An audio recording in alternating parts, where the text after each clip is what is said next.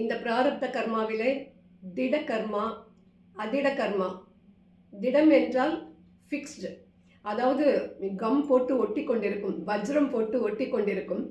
என்ன செய்தாலும் அந்த கர்ம பலனை நாம் கழிக்க முடியாது. அதை அனுபவித்து கொஞ்சம் கொஞ்சமாக நாம் அதை அனுபவித்து அனுபவித்து அந்த வேதனைப்பட்டு தான் அதை தீர்க்க வேண்டும். ஆனால் அதிட கர்மா அப்படின்னு சொல்லும்போது அது அதிடம், திடம் இல்லாத அதிடம். அப்படின்னா அது எப்படின்னாக்கா அது அசையக்கூடியது.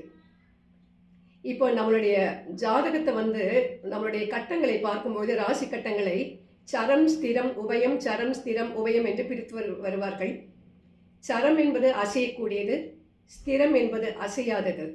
அதாவது எந்த இடத்திலே நம்முடைய கர்ம பலன் இருக்கிறதோ அந்த ராசி கட்டமானது திட கர்மாவை குறிப்பதாக இருந்தால், அதாவது ஸ்திர ராசியாக இருந்தால் அந்த ராசியிலே இருக்கும் கர்ம பலனை நாம் அனுபவித்து தான் தீர்க்க வேண்டும். ஆனால் சர ராசியிலே இருக்கக்கூடிய கர்ம பலன்களை நாம் பரிகாரம் மூலமாக எளிதிலே தீர்த்து கொள்ள முடியும். அந்த பரிகாரம் அப்படின்னு சொல்லும்போது அதில் நிறைய வகை இருக்குது. பரிகாரம் சொல்கிறோம் அப்படின்னு சொல்லிட்டு இப்போ நிறைய பேர் காசுக்காக என்னென்னவோ பண்ணுறாங்க.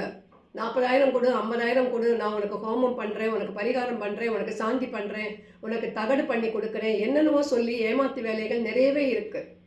ஜோதிட உலகத்தில் இது நிறையவே இருக்குது. நான் இதை சொல்வதற்கு நான் யோசிக்கவோ வெட்கப்படவோ இல்லை. அப்படி ஏமாற்றுபவர்களும் நிறைய பேர் இருக்கிறார்கள். தயவு செய்து அதை நம்பி யாரிடத்திலும் போய் மாட்டிக்கொள்ளாதீர்கள்.